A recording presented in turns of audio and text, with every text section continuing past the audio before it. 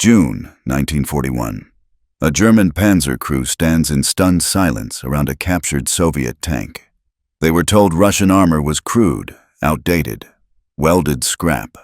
But the machine before them has sloped plates that deflect their best shells, tracks wide enough to cross swamps that swallow their panzers, and a gun that can punch through German steel at ranges they thought impossible. One officer radios back a message that changes everything.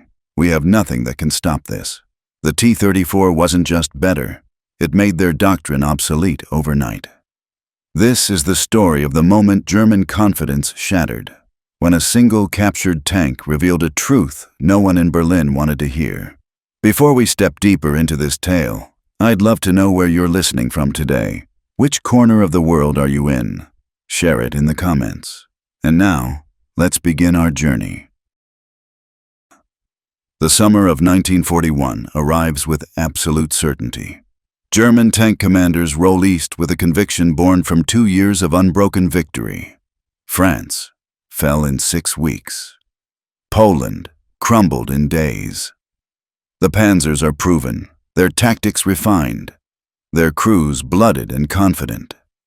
The Panzer III and IV are considered the finest fighting vehicles on Earth, a perfect marriage of speed, armor, and firepower. High Command assures them that Soviet equipment is a generation behind. Crude welded boxes crewed by men who barely know how to drive them. The briefings are clear. Russian tanks are relics, their doctrine non-existent, their industrial capacity primitive. This will be over by autumn. Operation Barbarossa shatters the morning silence on June 22nd. Columns of German armor surge across the border, and for the first weeks, every assumption seems validated. Soviet tanks appear in vast numbers, but they die just as vastly. T-26 light tanks with riveted armor that splits apart under fire. BT-7s fast but fragile, their thin plates no match for German guns.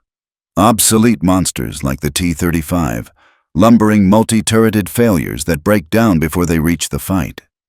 German crews rack up kills with methodical efficiency. Burning hulks litter the roads. Entire Soviet mechanized corps are encircled and destroyed. The reports flowing back to Berlin glow with triumph. Soviet armor is exactly what they were promised. Numerous, poorly led, technically inferior. But then the whispers begin. Scattered at first, easy to dismiss as confusion in the chaos of advance. A panzer company engages what they assume is another light tank, only to watch their shells ricochet off its hull at angles that shouldn't be possible. The Soviet machine doesn't retreat.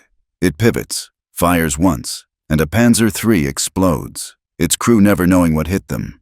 The surviving Germans report a tank they don't recognize. Low profile, sloped armor, unnervingly fast. By the time they call for support, it's gone, vanished into the tree line like it was never there. More reports trickle in from different sectors.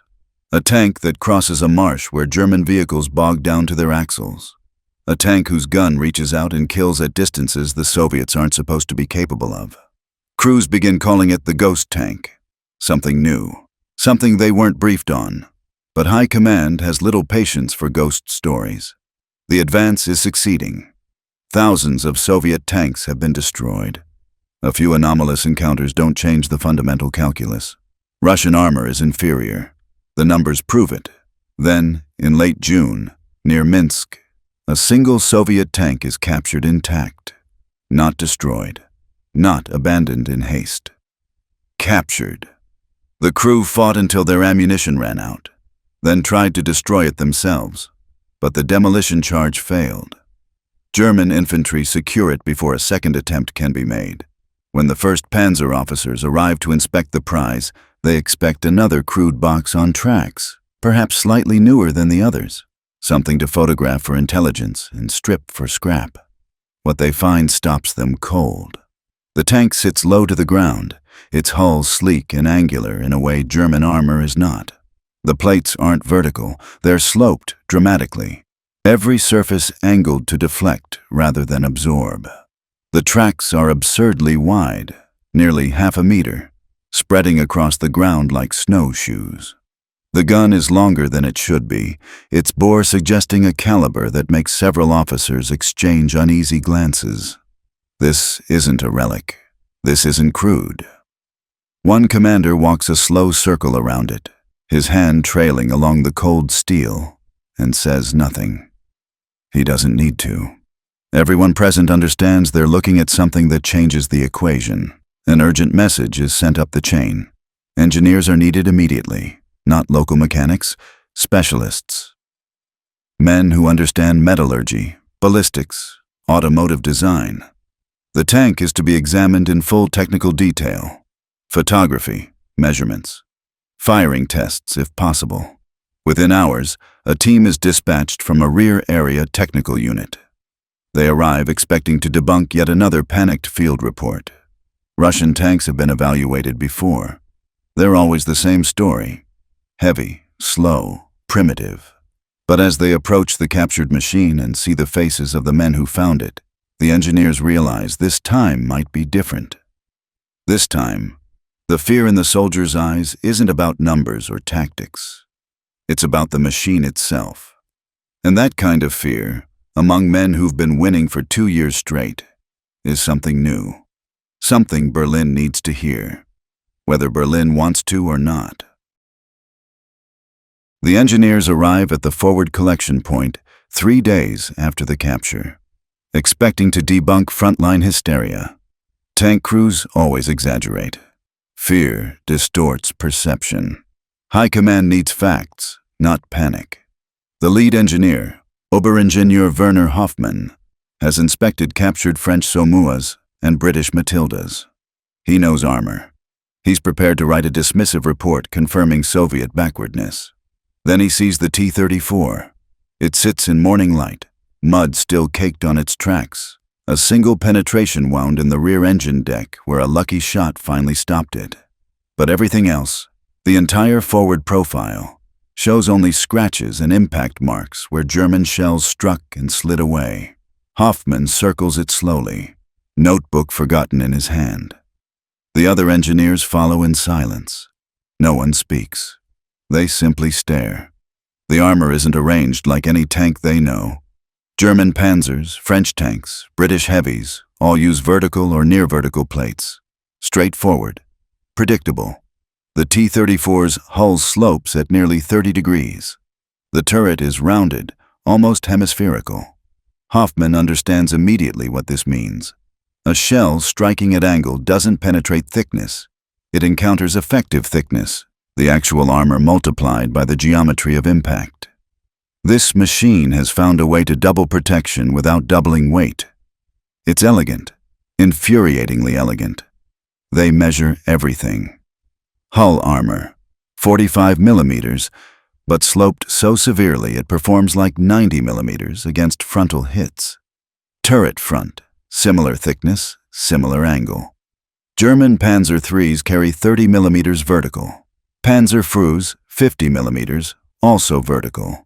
This Soviet tank is lighter than a Panzer IV, but better protected from every angle that matters. One engineer, a former physics instructor, runs the calculations twice, certain he's made an error. He hasn't. The tracks draw equal astonishment. They're enormous, nearly half a meter wide, with aggressive cleats designed for mud and snow. Hoffmann kneels beside them, pressing his hand into the soft earth, then examining the shallow impression the T-34 left. Ground pressure. Weight distributed so broadly that this tank can traverse terrain that would trap anything Germany fields. He thinks of the spring Rasputitsa, the autumn mud, the coming winter. German tanks bog down, throw tracks, require constant recovery.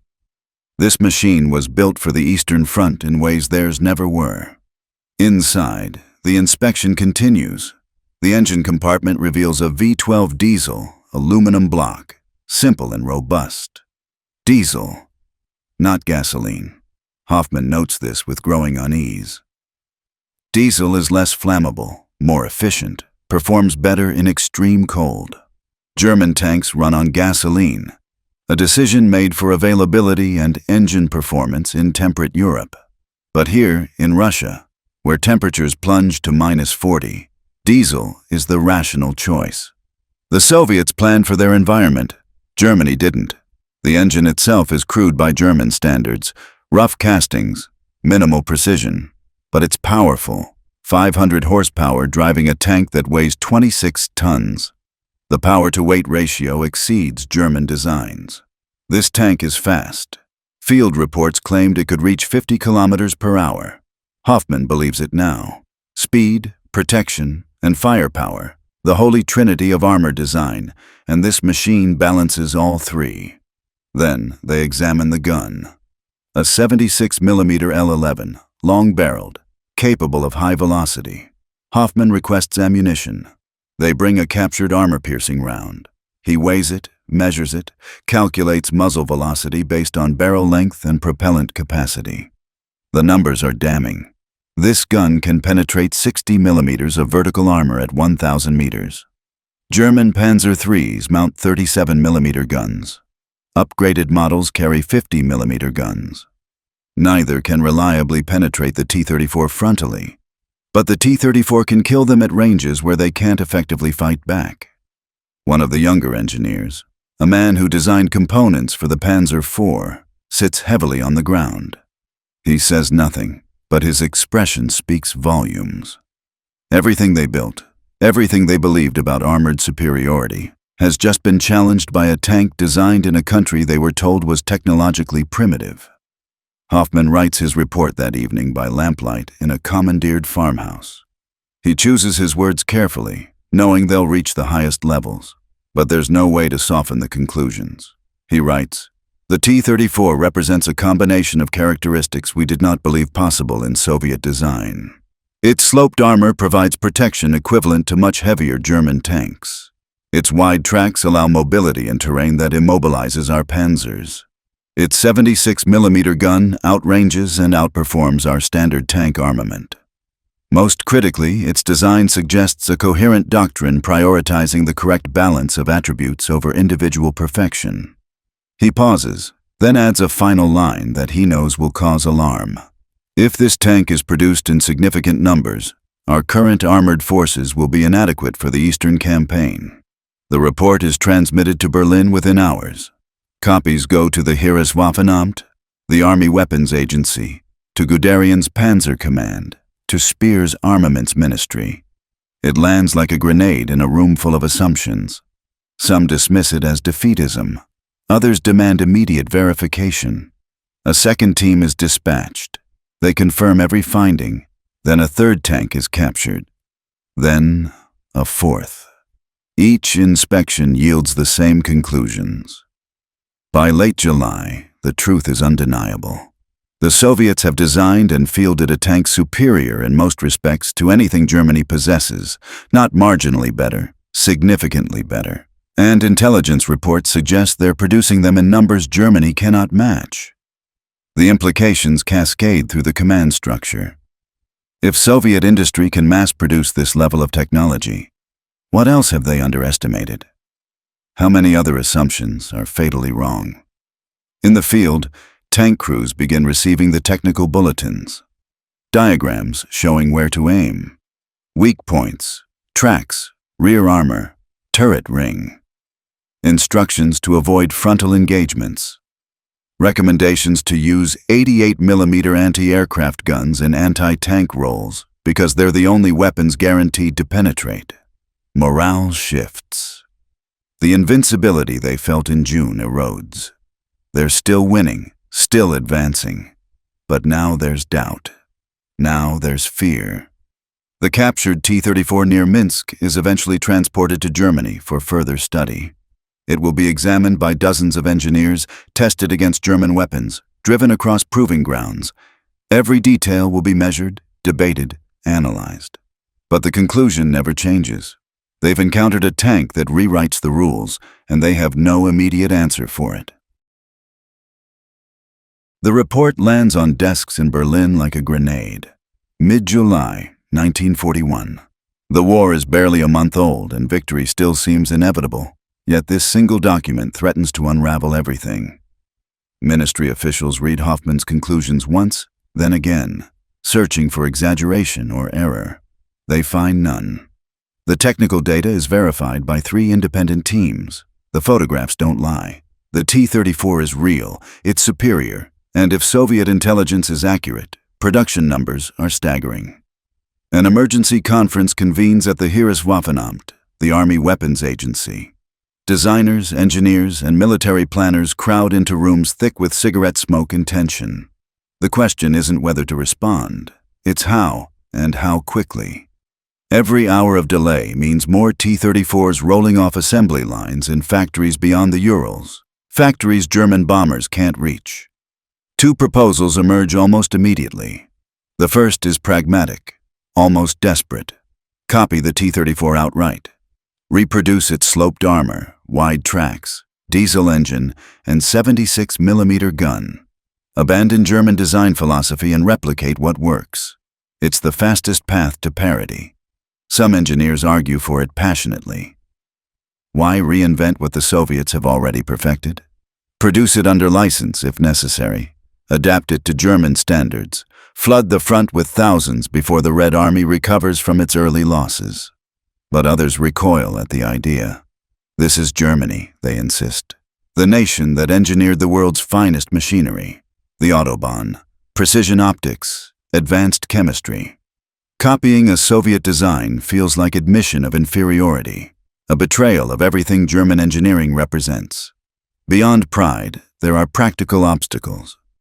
The T-34's diesel engine requires manufacturing capabilities Germany lacks at scale. Soviet industry uses cruder tolerances, less precision, methods that allow faster production but would require retooling German factories entirely. The wide tracks need rubber compounds Germany doesn't produce in sufficient quantities. The suspension system, crude but effective, doesn't match German standards for crew comfort or mechanical longevity. Weeks pass in bitter debate. Meanwhile, reports from the front grow darker. T-34 sightings multiply. Panzer divisions that swept across Poland and France now find themselves outgunned, watching their shells ricochet while Soviet rounds punch through their armor like paper. Crews abandon damaged tanks rather than risk engagement. Morale, once unshakable, begins to crack. By August, a decision crystallizes. Germany will not copy the T-34. Instead, it will leapfrog it. 2 parallel programs receive urgent priority and unlimited resources. The first, designated VK-302, will become the Panther, a medium tank incorporating the T-34's sloped armor philosophy but refined with German engineering precision. Thicker plates, better optics, superior crew ergonomics. It will match the T-34's mobility while exceeding its protection and firepower. The second program accelerates development of a heavy breakthrough tank, the Tiger. 60 tons of steel and fury, armed with the legendary 88mm gun already proving effective against T-34s in its anti-aircraft role. The Tiger won't match Soviet speed or numbers, but it doesn't need to. One Tiger will dominate entire formations, a qualitative answer to quantitative threat. The decision feels right in Berlin's conference rooms. It aligns with German doctrine, superior technology, better training, tactical excellence overcoming numerical disadvantage. But it carries a fatal flaw no one fully grasps yet: time. The Panther won't enter production until 1943. The Tiger arrives sooner, but in tiny numbers, each one a masterpiece of engineering requiring thousands of man-hours and resources Germany can't spare. Meanwhile, Soviet factories produce T-34s at a rate German planners find incomprehensible. 30 per day from a single plant, 50 from another.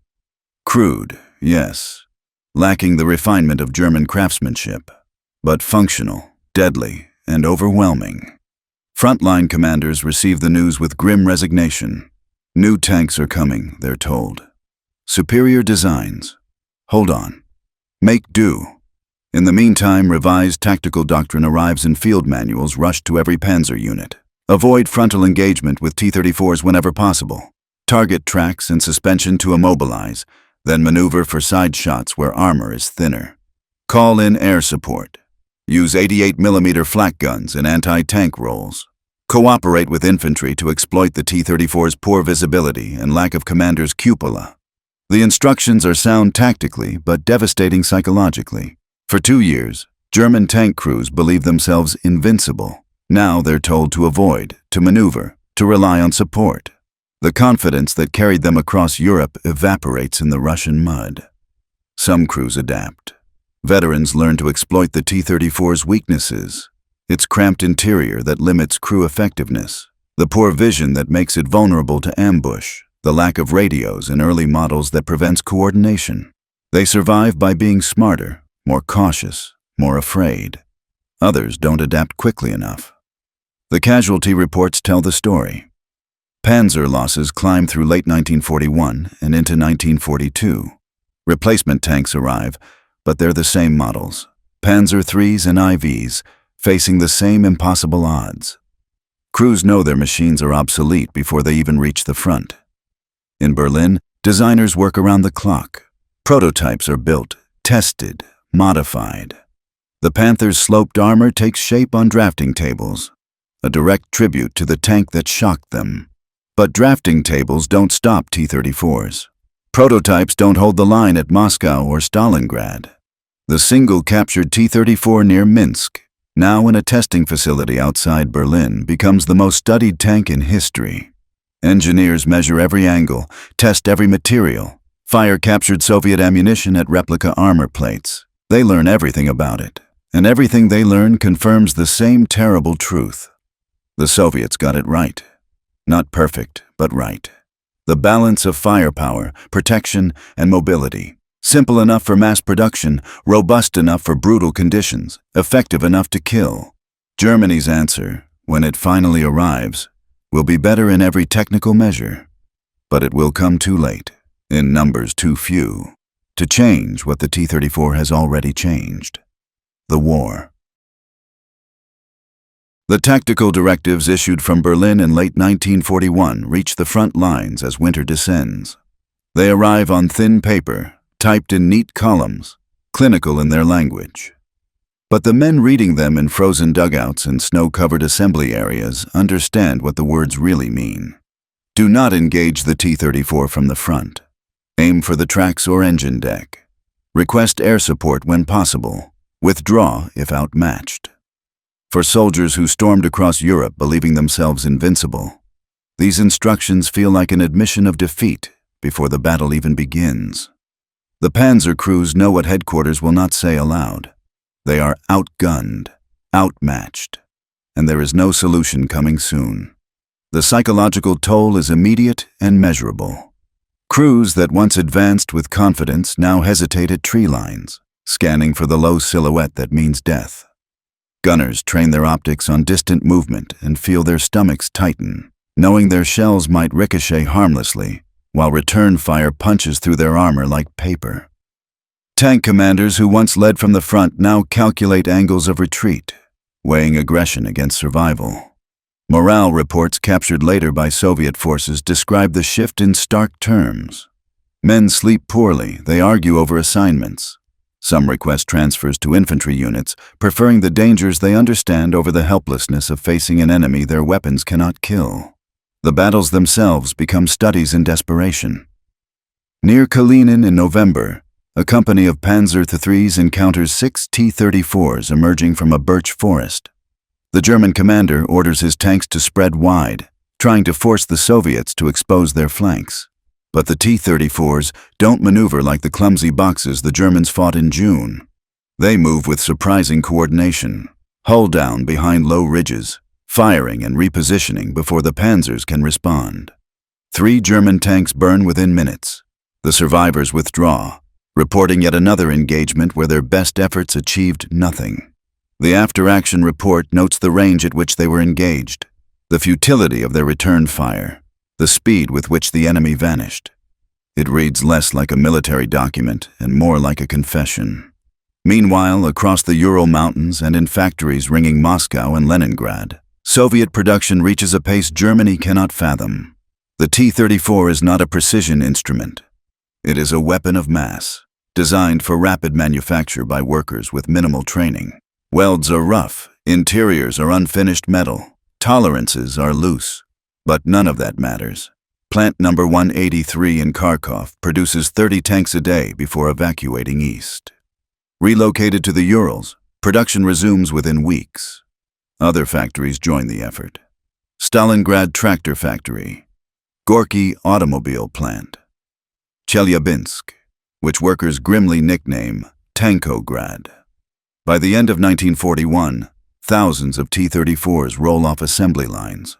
Crude, brutal, unstoppable. German intelligence tracks the numbers with growing alarm.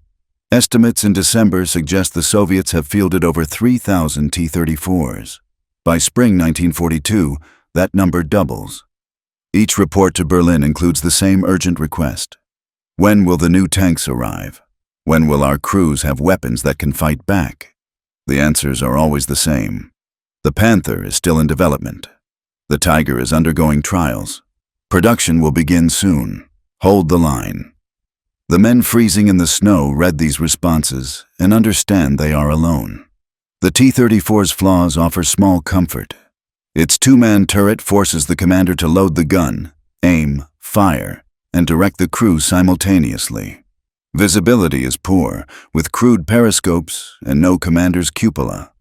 Most lack radios, relying on flag signals that are useless in combat. The ride is punishing, the suspension crude, the interior so cramped that crews suffer from exhaustion and cold. German tankers learn to exploit these weaknesses. They set ambushes at close range where the T-34 commander cannot see threats from multiple directions. They use superior optics to strike first from concealment. They coordinate attacks with practiced precision, something Soviet crews often lack. These tactics save lives, but they do not change the fundamental imbalance. For every T-34 destroyed, 2 more appear. For every German tank lost, the replacement takes weeks to arrive and is no better than the one it replaces. By the summer of 1942, the Eastern Front has become a grinding war of attrition, and the T-34 is everywhere. It leads breakthroughs at Stalingrad. It counterattacks at Rzhev. It appears in numbers that overwhelm German defenses not through skill but through sheer mass. Crews grow fatalistic. They paint kill rings on their barrels when they manage to destroy one. Small victories in an unwinnable struggle. They write letters home that military censors redact, removing references to the enemy tank that has become a symbol of everything going wrong. They wait for the new panzers they have been promised, the ones that will restore the balance, the ones that will let them fight as equals again. When the first Tigers finally arrive in late 1942, they are formidable. The 88mm gun kills T-34s at ranges the Soviets cannot answer. The armor is proof against the 76mm gun, but there are only a handful. They break down frequently. They require constant maintenance. They consume fuel at rates the shrinking German logistics network cannot sustain. The Panther, when it finally enters service in 1943, adopts the sloped armor concept directly from the T-34. It is a beautiful machine, fast and deadly. But it arrives 2 years too late, and in numbers far too small. For every Panther, there are 10 T-34s. For every Tiger, 20. The soldiers who first encountered the T-34 near Minsk in June 1941 could not have imagined this future. They saw a single tank and recognized it as superior, but they could not foresee the flood that would follow, the thousands upon thousands of crude, brutal, unstoppable machines that would grind German armor into scrap across 1,000 kilometers of front. The captured tank was not just a technical revelation, it was a prophecy, and by 1943, that prophecy has come true in fire and steel. The war didn't end with a single tank, but it changed because of one. The T-34 captured near Minsk in the summer of 1941 became more than a warning. It became a mirror, reflecting back to the Germans everything their doctrine had gotten wrong. And by the time they understood what they were looking at, it was already too late to matter. The genius of the T-34 wasn't in any single element. It was in the balance. Soviet engineers hadn't tried to build the best gun, the thickest armor, or the fastest engine. They built the right combination of all three, designed for mass production, brutal simplicity, and the kind of war they knew was coming. German tanks, by contrast, became monuments to over-engineering. The Panther was magnificent. The Tiger was terrifying. But they were expensive, temperamental, and arrived on the battlefield in numbers that could never match the flood of T-34s rolling out of Soviet factories. By 1943, the imbalance was undeniable. For every Tiger that broke down waiting for parts, a dozen T-34s pushed forward. For every Panther destroyed by mechanical failure before it even saw combat, 20 more Soviet tanks crossed the Dnieper. German crews who survived long enough to crew the new Panzers found them superior in almost every technical measure. But technical superiority meant nothing when you were outnumbered 10-1. The T-34 proved that wars aren't won by the best tank. They're won by enough good tanks, produced fast enough, crewed by men willing to die in them. The psychological damage never healed. German tankers who faced T-34s in 1941 and 1942 carried that fear with them even after Panthers and Tigers arrived. They'd learned a lesson their commanders refused to accept, that Soviet engineering wasn't primitive, it was pragmatic. That the enemy they'd been taught to despise had outthought them where it mattered most. Captured German letters from late in the war speak of this quiet, gnawing realization. One Panzer commander wrote home in early 1944 after his unit received new Panthers. "We have better tanks now, but they have more. They always have more. That's the war." Soviet production never slowed. By the war's end, over 50,000 T-34s had been built. 50,000. The number alone is staggering. But the impact goes deeper. Every one of those tanks represented a choice the Soviets made and the Germans didn't. Simplicity over perfection, quantity over quality, reliability over refinement. The T-34's diesel engine could run on almost anything. Its wide tracks carried it through mud, snow, and sand. Its sloped armor didn't need to be thicker because the angles did the work.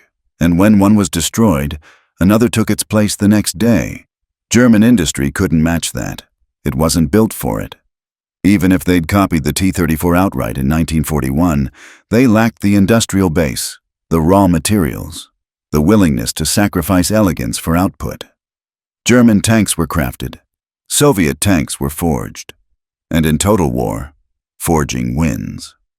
The influence didn't stop in 1945. The T-34's design philosophy echoed through every major tank that followed.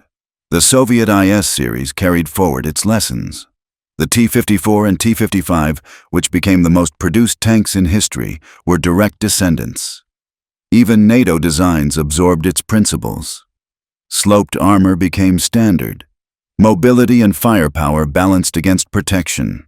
Simplicity and maintenance, ease of production, all of it traced back to that single captured tank near Minsk and the panic it sparked in Berlin. German engineers admitted it in their own words. Captured documents from the war's final years show a kind of exhausted honesty. One report, dated March 1945, assessed Soviet armored doctrine with grim clarity. The T-34 was not the most advanced tank, but it was the most correct tank. It understood the war better than we did. That sentence, written by men who'd spent 4 years trying to counter a machine they'd once dismissed as primitive, carries the weight of everything that followed. The tank itself, the one captured intact and sent to Berlin for study, survived the war. It sits now in a museum, its armor still scarred, its tracks still wide, its guns still angled toward an enemy that no longer exists. Visitors walk around it, read the plaques, take photographs, but the metal doesn't convey what it meant. The fear it inspired, the doctrine it shattered, the thousands of lives it cost and saved. Because the T-34 wasn't just a tank. It was a philosophy made steel. It said that wars are won not by the brilliance of individual machines, but by the ruthless logic of production, endurance, and will. It said that underestimating your enemy, assuming their inferiority, Dismissing their capabilities is the first step toward your own defeat. And it said all of this in a language the Germans finally understood, but only after it was too late to answer. The captured T-34 near Minsk didn't win the war, but it revealed who would. And in that revelation, in that moment of forced honesty, the outcome became inevitable.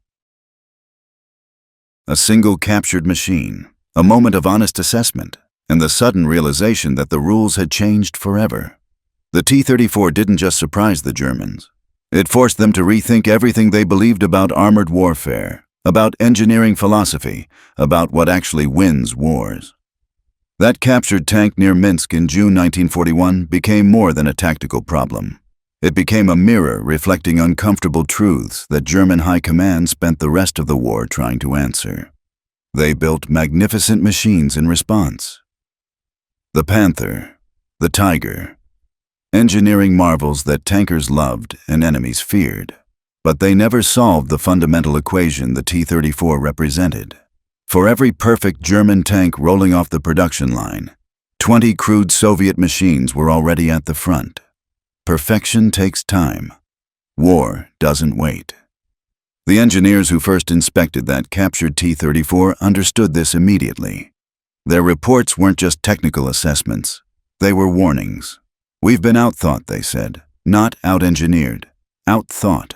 The Soviets understood something Germany never fully grasped, that the right tank isn't the best tank. It's the tank you can build by the thousands, maintain with basic tools, crew with ordinary soldiers, and keep running when everything else has failed. Decades later, that philosophy still echoes through armored warfare. The T-34's descendants served in conflicts across 6 continents. Its influence shaped tank design on both sides of the Iron Curtain. And in museums across the world, those sloped plates and wide tracks stand as testament to a moment when one side admitted, however reluctantly, that their opponent had achieved something they couldn't match. If this story reminded you that innovation often comes from unexpected places, that underestimating your opponent is the first step toward defeat, that sometimes the crude solution is the right solution, then do me a favor. Subscribe for a new story like this every day. Stories about the moments when history turned on a single decision, a single machine, a single truth that no one wanted to hear but everyone had to face. And hit that like button. It helps more people discover these forgotten turning points, these quiet admissions buried in military reports, these instances when the course of everything changed because someone finally looked at the evidence and said what needed to be said. Thank you for watching. I'll see you in the next one.